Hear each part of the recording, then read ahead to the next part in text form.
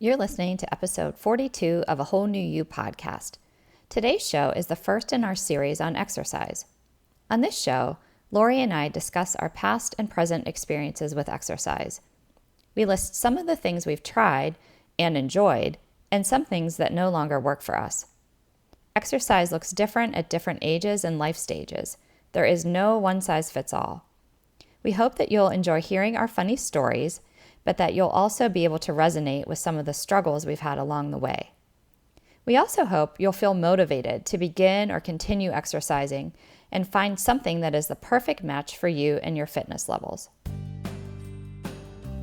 Welcome to A Whole New You podcast. I'm your co-host, Kim Maravich. I'm a registered nurse and author of the book 360 Health. I'm joined by my dear friend, Laurie Biddle, a health and wellness coach certified through the Institute for Integrative Nutrition. Our show exists to inspire and empower women to take charge of their health with weekly tips and conversation about self-care, mindset, nutrition, fitness, and clean living. Please keep in mind that the material provided in this podcast is intended as general information only and should not be used as a substitute for professional medical advice, diagnosis, or treatment. We're thrilled to have you here. Let's get to the show.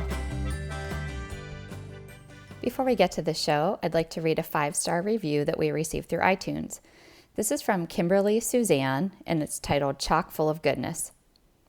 I love how these ladies speak to holistic health, which for me means mental, emotional, physical, social.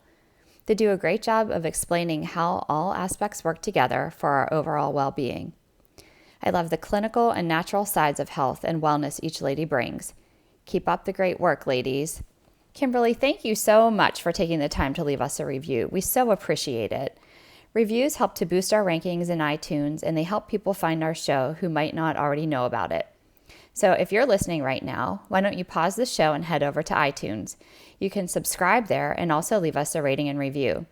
If you do, we'll be sure to read your review on a future episode. Now let's get to the show. Welcome to another episode of A Whole New You.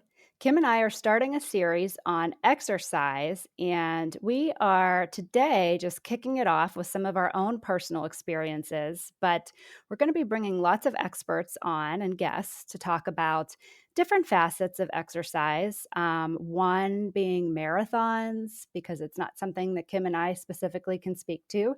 I can say I've never run a marathon, maybe a 5K. But that's about as far as it gets for me. I have another person coming on from barre, which is kind of a new and upcoming exercise regiment. And, it can be very restorative, but she also kind of clears up some misconceptions on, it just being kind of sitting on the floor and stretching, because it's certainly not that. Definitely very intense muscle contractions, and she gets into that. So it's very interesting. We also have someone on talking about the benefits of weightlifting because, we as women kind of shy away from that sometimes, but it's very important, especially as we age.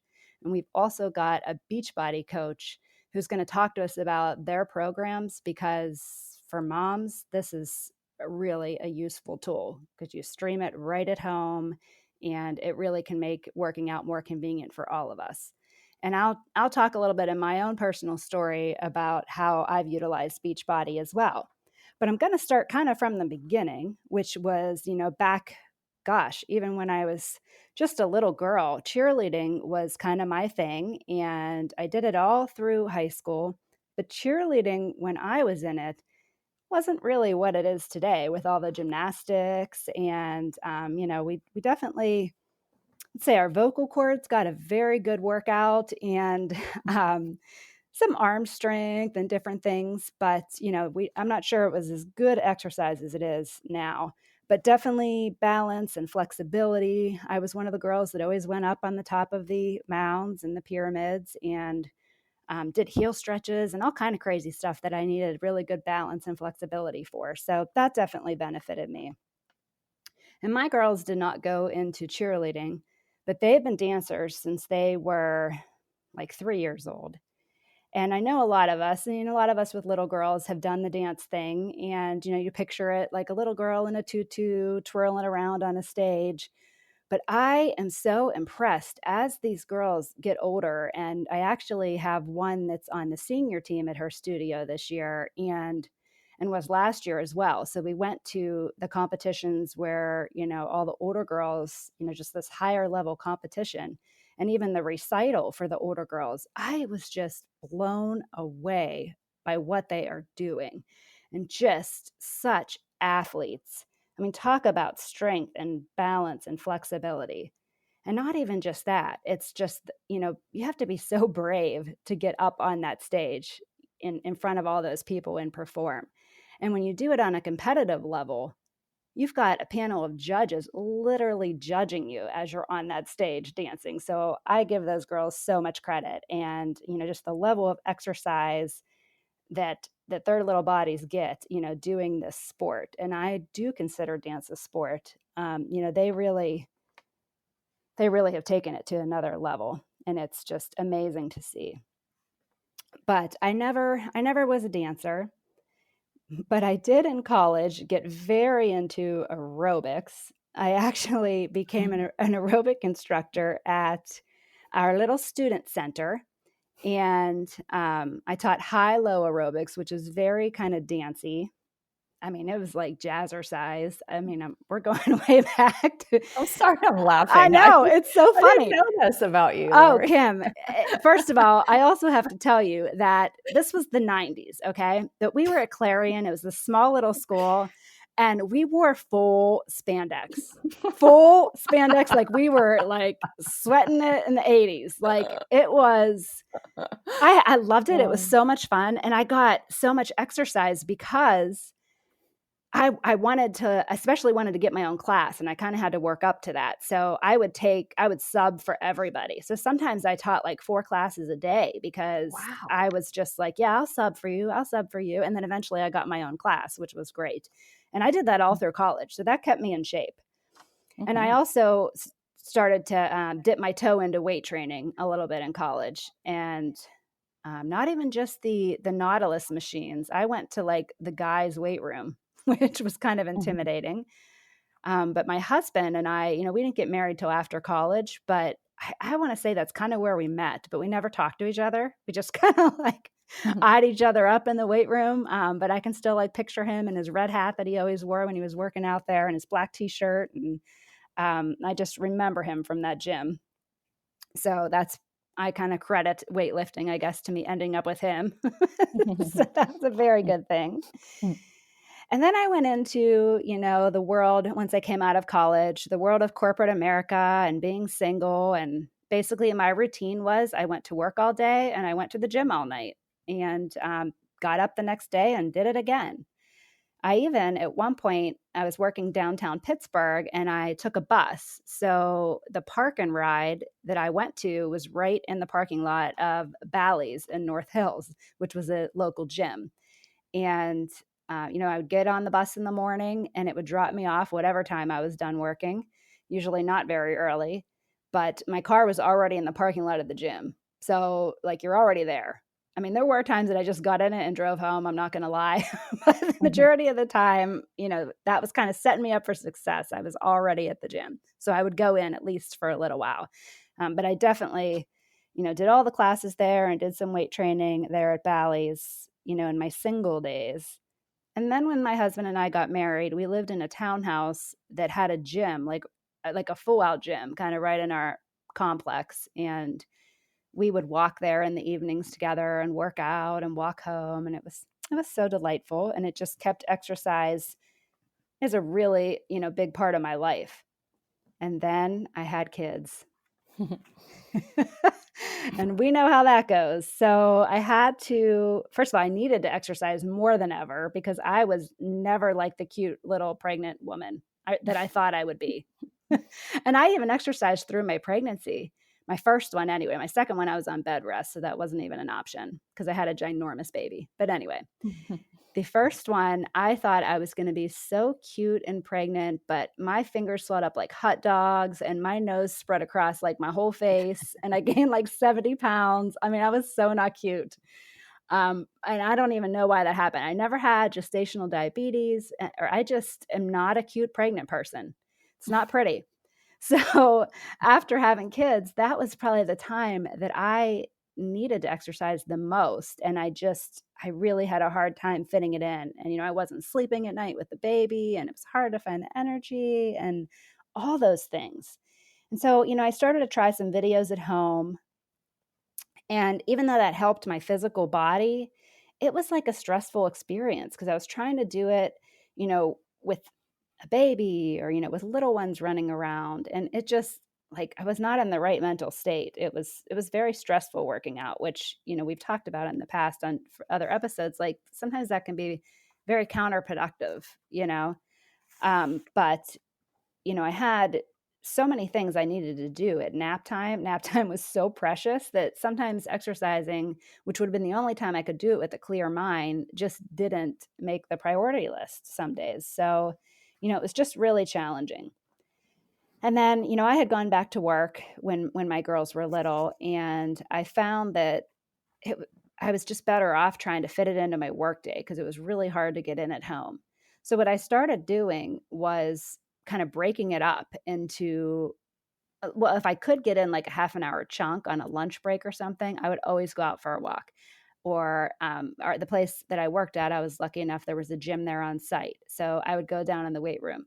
No, I didn't waste any time changing my clothes or anything. I mean, I'd be down there in my skirts and my dress shirts, throw on my tennis shoes, and I just was down there getting a workout in.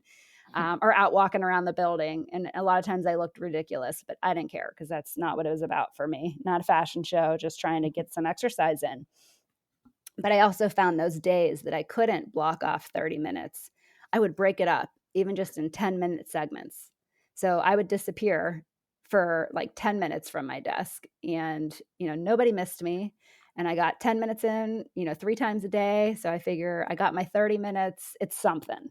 So I had to do that for a few years. And then as my kids got older and I started being able to sleep through the night. I started getting up early in the mornings and doing beach body workouts in the basement with my husband, which he still does that. I mean, he has done that for so many years. He gets up at 5 and he's down there by 5:30 or 6, and he streams a workout, and he's got all his weights and everything he needs right there. We have pull-up bars literally hanging from the rafters in our basement. So, it's like everything I needed was there. It's just making the time to do it. And for a long time, mornings were kind of the only way I could get it in. And doing it with him was fun too. So that was kind of a phase of life as well. But then I left corporate and became a health coach, and visiting different gyms and working out at different gyms just kind of became a form of networking for me. Like I made sure that I got in front of the owner and I got to know the trainers, and it was kind of a business thing, but at the same time, I was getting into shape and I was trying all these different workouts, and it was really fun. So I'll just share with you like the last couple years, some of the things I've tried, and um, the things I loved about them, because there definitely were parts that I loved about each thing I tried. So maybe it'll just, I don't know, inspire some of you to try something new and step out of your comfort zone and just have a little more information in doing that. So one of the things that I did was hot yoga, which I know is intimidating to so many people, but it really is. And yoga has so many benefits anyway, and you can just throw down on your floor at any time at home and do it. So it's one of those things that you have a lot of flexibility with. But the hot yoga is unique because it really forces you to slow down your breath and take those deep breaths, because if you don't, like, you can't breathe. The air is very thick. So, you need to really focus on your breathing. And the other thing it does is that heat in there just really relaxes your muscles, and you can get into positions and get deeper into positions than you ever could outside of that heated room. So, and a lot of times they'll have some essential oils going in the mix too, and it's just a fabulous environment. And I haven't been a runner, as I've mentioned many times, especially throughout this exercise series, but I feel like that the way I feel after hot yoga has got to be like the equivalent of like a runner's high after they run, because I feel so good when I come out of there. And it's very detoxifying. You just sweat everything out, and it's such a good feeling. Now, I also tried Pilates, which again, Pilates is a workout that you can do at home very easily. Very minimal equipment. It lengthens, it tones, it builds core strength. It's very good for us women. But I tried one of those studios that has the machines, the actual Pilates machines, and that was so hard. It was so hard. I They enjoyed look it. hard. Oh, it's really hard. I enjoyed it. I really did. But it was tough, and it was something you gotta kinda really keep at. So, that's kinda my 2 cents on that. Be ready for it because it's intense. And then I also, joined a barre studio, which is, the owner of that studio, I is an upcoming interview, and, I had mentioned earlier that she speaks to some of the misconceptions, and I 100% can speak from my own experience that I thought I was going to stretch, and I saw people laying on the floor, and I thought, "Okay, well, this can't be that hard," and I mean, every part of me was shaking. Every single and I like, there were muscles that were sore for days that I didn't even know they were there. I didn't even know I had muscles there.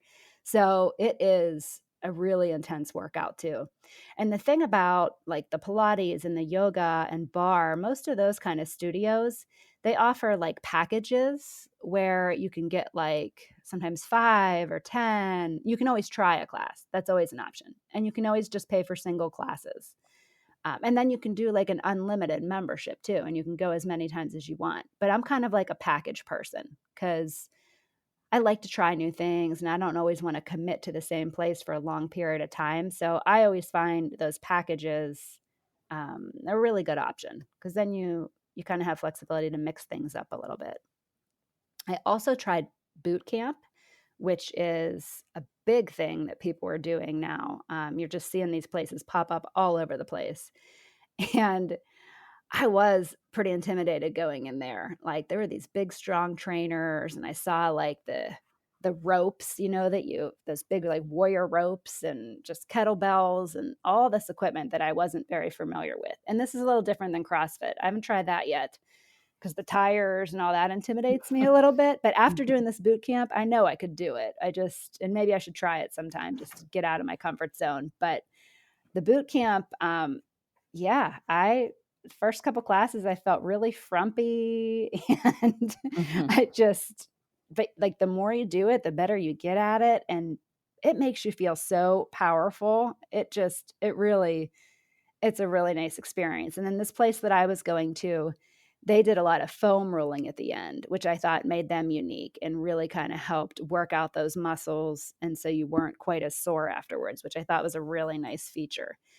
I also tried Orange Theory, which is a franchise, so they have them in many different places, but this one was unique to me because you wore a heart monitor and there's a screen in front of you, and the whole time you are watching, like, kinda what zone you're in, right? So the red zone is like you're working really hard, and I was finding I was in the red zone often because, with Orange Theory, you're doing treadmill, you're doing a rowing machine, and then you're doing floor exercises, and you rotate between those 3 stations.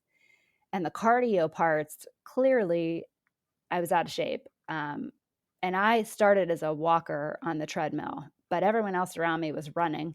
So I kind of pushed myself a little bit to run, but I also had to keep an eye on that monitor and make sure I wasn't getting too high in the red zone, and because that's not really where you want to be.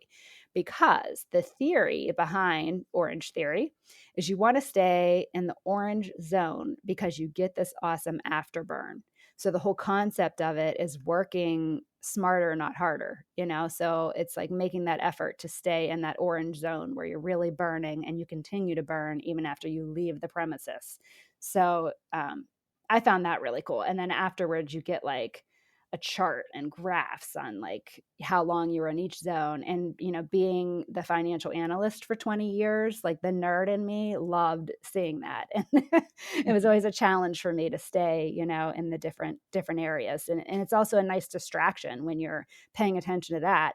So you forget that you're like running on the treadmill. You don't get bored because and plus they're constantly switching it up and the trainers are cueing, different things to do. So you have to be paying attention and the time just flies by. Another thing I did in this last couple years was our local municipal building, because both Orange Theory and the municipal building offer a month-to-month membership, which, again, for someone who likes to jump around and try different things, is an ideal situation for me. It's not that long-term commitment. So I really enjoyed that in the municipal building. And I'm sure a lot of you, I live in Cranberry. So if you're around this area, you should check out our Cranberry Municipal Building. But I'm sure a lot of you have community centers and, various things like that that offer these types of services. But they had like interval weight training, yoga, and then step class. I hadn't taken a step class since, I mean, it had been a long time. Since you taught aerobics, right? Yeah, probably. But the thing is, Kim, like, it's like riding a bike. Who knew? Like, they started cueing these steps, and I'm like, oh, yeah, okay, I remember this. Yeah, I know this one. And I remembered them. They came back to me, and it's been a long time. But it was a really great workout because I hadn't done it for so long. So I remembered, like, wow, I like step. So keep an open mind, I guess, is the moral of that story. And then, just other things to mention, which are not really where I've spent a lot of time. Like a lot of places have a YMCA, which is reasonably priced, very family friendly, so that's a really good option for a lot of people. For me here in Cranberry, it's like the social scene, and being an introvert, sometimes like when I go to work out, like I just want to kind of be in my own world. And I have a hard time with that at the Cranberry Y because I see like everyone I know. And even though I said, going to these gyms has been networking for me, it's more like from the business end, again, dealing with the owners and the trainers and, setting up different partnership things. And I've brought people on the podcast that I've met out there networking at the gyms. But when it comes to talking to everybody, like that's just not me, I guess, just going to the gym to be social. However, that being said, a lot of people, that is a big part of what brings them to the gym. And it's a really beautiful thing that's a place where you can go and, work your body. And especially if you're an extroverted person that's getting that energy from talking to people, like that's a great atmosphere for you because, you're taking care of your whole person. So those kind of gyms, especially a local Y, are a great place for you to go and take care of all of that. And then, like Planet Fitness, my husband joined Planet Fitness. It's $10 a month, super affordable. And, he'll go and just run on the treadmill and stuff in the winter when he can't get outside and he gets sick of our basement because we don't have a lot of that kind of cardio equipment. So $10 a month, you can't beat that. There's so many options out there, and it's not one size fits all because you got to experiment. You got to experiment with different things. So I hope that you guys are inspired to do that after listening to some of this. And please, hop on our different podcast communities on Facebook or Instagram and ask any questions that you have, or let's get some conversation going on this topic of exercise, and we can address it in further episodes too. But I do have something that I have to disclose, and that is this month of September. Tomorrow is October 1st, but this month of September has been crazy for me. Just getting into new habits, new routines with the kids going back to school. I just started a new job, so settling into those hours and, trying to keep my head above water at home. I have noticed that the thing that has fallen through the cracks for me this month is exercise, and I miss it. I miss it and I need it. And you can all hold me accountable to this. Come October, I've got to bring this back into my life, because the other thing I've noticed is the longer you go, the further gone you get, it's harder and harder to bring it back in. So Yeah. I am going to make a concentrated effort to do that. This is fall, right? So it is like such a great time to get outside and get some fresh air and walk. And so that's what I plan to do. But I also need to bring in a little bit of resistance training or something like that back in, because I worked really hard to build all this muscle and I do not want to lose it. So I'm gonna get back on that. Oh, well, it's like your schedule is calming down a little bit, hopefully. Like settling in. Yeah, settling in. So I can Yeah. find those pockets of time where, I'm kind of heading Mhm. out of survival mode a little bit and like this is the new norm. Now, we'd like to take a minute to give a shout out to our show partners, Perfect Supplements and Amazon. Perfect Supplements is a family owned and operated business that supports local farms. Their superfoods and supplements are non GMO, third party tested for purity, and contain no synthetic ingredients, colors, or flavors. They're also organic or wild harvested and fairly traded. Products range from collagen and bone broth powders to plant proteins, greens, desiccated liver, and adaptogenic herbs. Perfect also carries vitamins and supplements from other reputable sources like Just Thrive, Dr. Mercola, Gaia Herbs, Green Pastures, Garden of Life, and Prescript Assist. To check out their wide array of products, go to perfectsupplements.com/Kim. If you use coupon code KIM10 at checkout, you'll get 10% off your order. This is a great way to get superfood nutrition while helping to support our podcast. And just as a disclaimer, it's not the intention of our podcast to provide specific medical advice, but rather to provide you with information to better understand the role of dietary supplements in health. We urge you to consult with a qualified health provider to discuss both the advantages and risks of using dietary supplements. Our other show partner, Amazon, is the largest online warehouse and carries just about everything you need. If you shop on Amazon, which is likely, you can support our show at the same time at no additional cost to you. Simply use our affiliate link to enter the site, then browse and buy, just as you normally would. A Whole New You podcast will make a small commission from your purchase, which helps to support production costs for the show. You can find a clickable Amazon link in the show notes for this episode. You can also go to the products page of our website, awholenewyouPodcast.com, to find the link. If you love our show and appreciate the free information you get each week, please consider buying from Perfect or using our affiliate link when making purchases on Amazon. Now let's get back to the show. Yeah, I can resonate with that, the survival mode, because I just feel like we've been in survival mode for a few months here. And like Laurie, exercise has gone by the wayside, but for me, it's been a lot longer than a month. And I think she mentioned, or you mentioned, Laurie, when your kids were little Mm-hmm. and and you couldn't, do a lot, it was like basing your exercise around nap time. And my kids don't nap anymore, but I feel like once school was out last year, like they were just home all summer long, and I didn't have like any freedom to do Yeah. things. Especially my youngest, he wants to be around me all the time and doesn't like understand why I would want to like create like a 5-foot barrier around myself And listen, it just does to add exercise. add some nice extra resistance to do push-ups with a Yeah. kid on your back, but it's not the ideal situation. No, it's not. And it's not.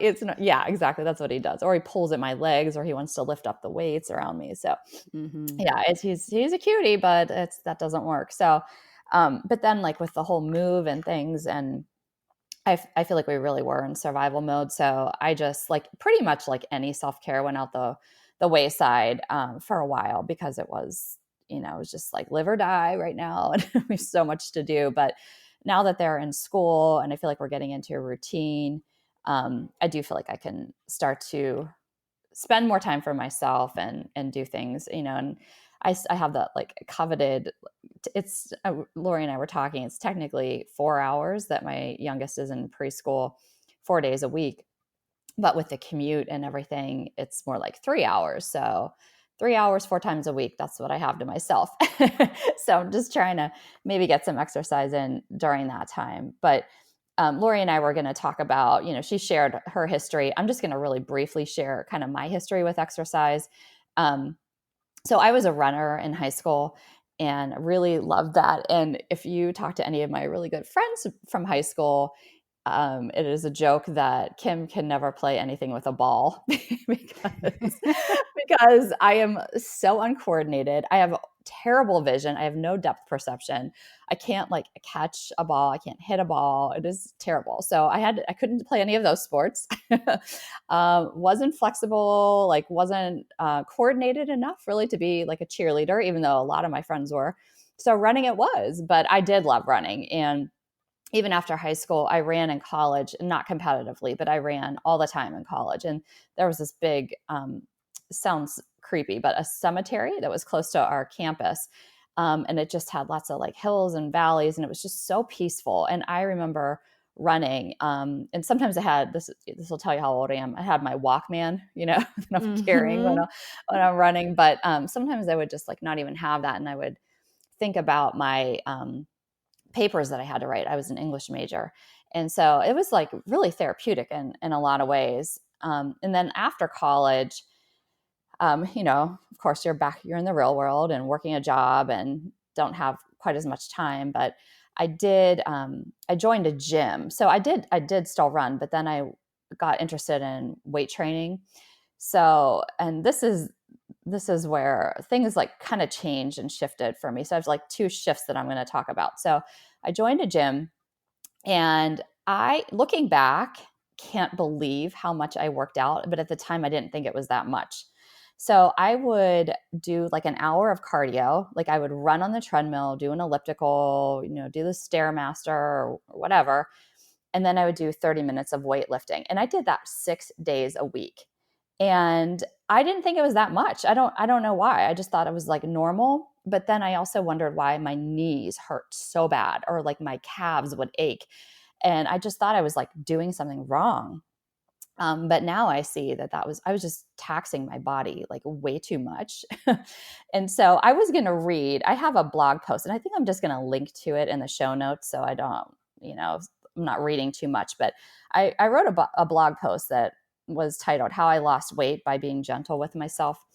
So I'm just going to kind of read like a little excerpt from it, but not the whole thing. So so here I am in my 20s. I'm working out all the time, and then as I was approaching my 30th birthday, I was like, I was kind of getting drained by that, like trying to go to the gym after work all the time. So I started running in the morning before work. And that's like in retrospect was for me not great because I wasn't warmed up. Like my body, I would literally like get out of bed, change my clothes, and go outside. I lived in an apartment and would just kind of like run through the complex. And that was probably the worst thing you could do, like that your body's not warmed up at all. Um, but I have this vision. It was the morning of my 30th birthday, and I was feeling like all these emotions because like I wasn't married yet. Most of my friends were married, and I kept thinking like, am I going to be single forever? Am I going to meet Mr. Right? And I remember like going for a run and praying at the same time for God to just like bless my life and look over, me, and that this new decade would be like a great turning point. And so I'm running, and I literally turned the corner, had gone through my path, turned the corner to get back to my apartment, and I felt this dull ache in my heel. And I just figured I stepped on it the wrong way or something. But then by the next morning when I woke up, it felt like there was an ice pick jamming itself up into my heel, and it kept getting worse. And so I finally went to the podiatrist who diagnosed me with plantar fasciitis. And if anybody has ever had that, it is one of the most painful things that you can go through because you have to walk, and it's like with every single step, it hurts so much. So I was a teacher and having to stand on my feet all the time. So I had to get like special orthotics. I had to wear sneakers every day to work, even with like dress clothes. It looks really silly. I had to wear a boot to bed. And all of those things did help it. And eventually, after a few months, it went away. But some people deal with it for years. And sometimes I get little twinges on and off, and I know to like take a step back. But just like looking back, that was a major blessing in disguise because it made me take a break from that really rough exercise. Now, looking back, like I said, it was so taxing on my body. So then what I started to do was, like Laurie said, she, would look at or watch DVDs or stream Beachbody. So, again, this is like, I'm in my 30s, so DVDs were like the big thing. So I bought a bunch of different DVDs like yoga, Pilates, light weight bearing exercises. And I did those at home. And that really kind of helped my foot to heal because I wasn't doing the constant pounding. And at the same time, it was interesting because I started losing weight, and it wasn't really muscle because I was able to weight lift. But I think my hunger hormones were just like now finally in check because I wasn't stressing myself out so much, and I wasn't pumping all this cortisol constantly with that. Mm. I couldn't keep up with that lifestyle. And so, and then around the same time, I also was put in touch with somebody. I became friends with somebody who he was a vegan, and he gave me this book by Joel Furman, and it's called Eat to Live. And that was really transformational for me. Now, I'm not a vegan, but I dabbled in it for a little while. But what it taught me was to eat plant-based, and to cut out like all the processed things. And so for a time, I did cut out like cheese and meat and stuff like that. But just inundating my diet with a lot of plants, I dropped like 20 pounds without even trying. And I Wow. was like, yeah. And so in my mind, I'm like, I have been working so darn hard for years in the gym. And then I stopped, and then this is what happened. And it was like a revolution for me. A revelation, I guess is the word I wanted to say. But everything was just put into perspective that we don't have to like be so hard on our bodies in order to see results. That is So such a good point, Kim. And it yeah, gets more and more important as we age. yeah, Because, and this goes back to like the Be Balanced episode, and what I'm learning more and more there is, you know, they're having their women who are coming in doing this really intense exercise back off of it because mhm, they're trying to get the cortisol under control because that's throwing all of our hormones off. So not only is our outside stressors raising our cortisol, but intense mhm. exercise raises our cortisol too. So they're Yes, having people, back off of that a little bit and incorporate some meditation to lower those cortisol levels because that's what we as mhm. aging women need to lose Yeah, weight. So it is, I mean, it's such a mindset shift, mhm.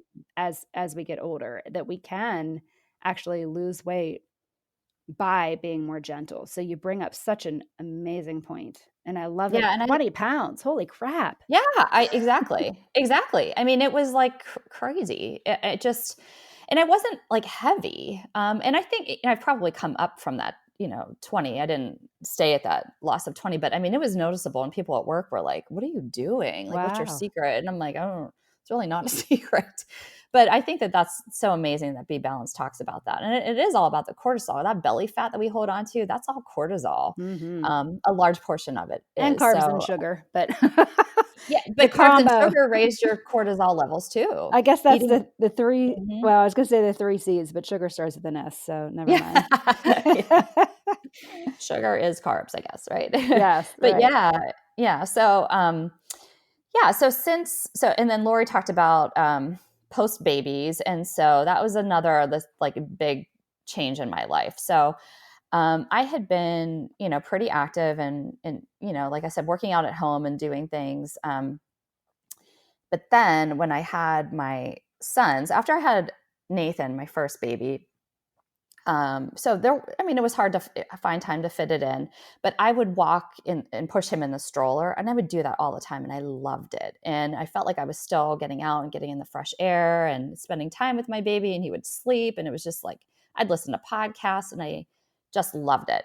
Um, and then I got pregnant with Adam. I mean, Nathan, I think I found out that I was pregnant with Adam right before Nathan's first birthday. So my boys are 20 months apart. So I basically wasn't doing a whole lot other than pushing him in the stroller when I was pregnant. I wasn't, and I did buy some like DVDs that were for pregnant, moms. I think one was by Gabrielle Reese, that volleyball player, the famous volleyball player. Mm, She has mhm. one, and then I had like a prenatal yoga and Pilates, and I was doing things like that. But when I was pregnant with Adam, I was very, very sick a couple times. I had the flu shot, but I got the flu. It was the year that the flu shot was like wrong.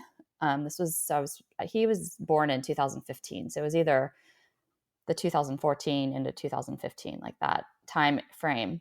Both of my parents had the flu shot and also got sick. Oh my. And I got it, which is very dangerous for a pregnant woman. Mhm. Um, so I had that. I had a stomach virus in which 2 days in a row, was just like heaving and, so sick, and also had a sinus infection. So through the course of just that winter, when I was really, really sick, and at 30 weeks, I started losing weight, or I wasn't measuring as far along as I should be. Oh my gosh, And you had then, the opposite problem of me. I was like, yeah, oh, I was yeah, off the charts in the wrong way. But go on. I know, but it was indicative of there was something You were wrong with the sick. pregnancy, Yeah, and you were sick. he wasn't getting the nourishment he needed either. So with Nathan, my older, I gained 31 pounds, and with Adam, I gained 21. But by the time I delivered, I was only 17. I started losing Mhm. weight. He wasn't measuring, and every time I went in for an ultrasound, he was measuring smaller and smaller and smaller on the growth charts based on where he should be. So they induced me. Now he was full term. They took him at 38 weeks because the Mhm. measuring small didn't start until 30 weeks. Um, and so they induced me 2 weeks early, and he was considered full term. So he didn't have to go to the NICU or anything. The only problem he had was with keeping his temperature up, but that was something we could solve just like right there in the room, and just held him against my chest and slept Aw. with him for like 2 days like that. And Mhm. his temperature came up. But when I was pregnant with him, because of how ill I was, I developed some pelvic floor issues. And again, I think it was from all of the retching, the vomiting, the coughing, the terrible, terrible, terrible coughing I had when I had the flu. When you have a weight inside of your belly and that's happening, it's creating like pushing down on your pelvic floor. And I knew something was wrong because, like, when I was pregnant with him, I could feel like this heaviness, like, in that pelvic floor area that I knew wasn't like normal, shouldn't be there. And I, asked my doctor, will it go away? And she's like, oh, well, I don't know. You just have to kind of, so that wasn't really reassuring, but sure enough, it did not go away. So I have some pelvic floor issues, a lot of weakness in that area because of, the whole pregnancy and things. So I have seen a pelvic floor therapist. So my exercise today looks a lot different. I cannot run. I am not permitted to run.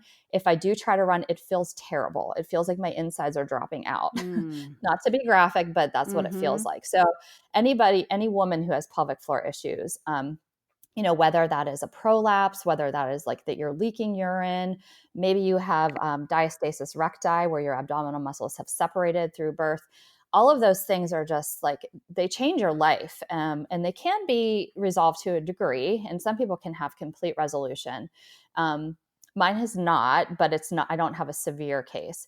But I'm not permitted to run. I cannot do any high impact. I cannot jump. Again, and that's not just a doctor telling me or my physical therapist. It is, I literally it feels awful. And I don't know how to describe it exactly. It just feels like Yeah. your organs are dropping out through your pelvic floor. It sounds awful. So Yeah. yeah. So I know if I ever feel something like that, I need to stop whatever that is I'm doing. I also can't do deep squats or wide leg squats. So if I do any kind of squatting, it's just like, looks like a half squat, but I can still feel it. I'm still engaging my like glute muscles. I can do lighter weights. Upper body's fine. And what I find for me, like doing weights, upper body is sitting on an exercise ball supports that pelvic floor. And I can even lift a little bit heavier that way, but standing up and doing like overhead presses is not good for me. So I am hesitant I can't really go to classes because I have to modify everything that I do. And it's kind of like embarrassing to like go into a class and be like, yeah, I can't do this. Can I have a private conversation, with the instructor, or like people watching you, like, what are you doing? Yeah, that Um, gets annoying when you're constantly for you to constantly have to be modifying and doing something different than everyone else. And then you wonder, am I really getting out of this? Is it right. worth it? Yeah. Yeah. Right.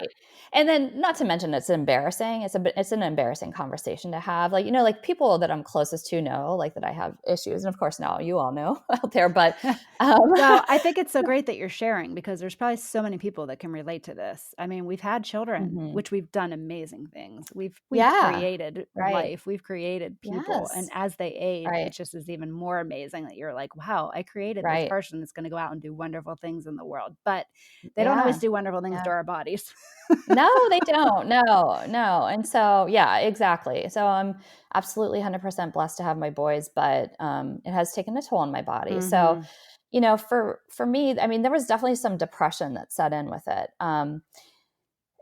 Just that, how can I stay in shape? Like Mm-hmm. I was always like so active, and now all of a sudden I can't. But what I have found that is that I can modify things. So I have a collection of DVDs at home. I think I am going to actually start streaming some Beachbody things too, because for me, especially after I've done like the 21-day fix is one of the Beachbody things. And Laurie and I are not Beachbody coaches. We just have had experience with it. So we're not promoting it. It's just something that I'm familiar with. But I know how to modify every single exercise in those DVDs because I know what works for me, and no Mm-hmm. one's watching me. And so it doesn't matter. Right.